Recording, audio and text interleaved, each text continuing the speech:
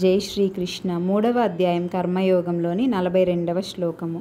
ఇంద్రియాణి పరాణ్యాహు ఇంద్రియేభ్యః పరం మనః మనసస్తు పరా బుద్ధిర్యో బుద్ధేః పరతస్తు సహః. భావం: ఇంద్రియాలు ఉన్నతమైనవి. ఇంద్రియాల కన్నా మనసు, మనసు కన్నా బుద్ధి గొప్పది. కానీ బుద్ధి కంటే ఉన్నతమైనదే ఆత్మ అని భావం. 43వ శ్లోకము.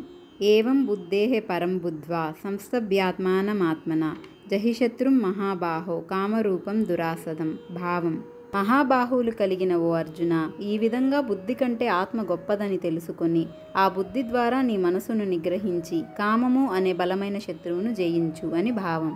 మనసును నిగ్రహించడం చాలా కష్టం. బుద్ధితో జ్ఞానంతో ఆలోచించి ఊగిసలాడే మనసును కట్టడి చేసినప్పుడు భౌతికంగా కలిగే అక్కర్లేని కోరికలు ఆగిపోతాయి.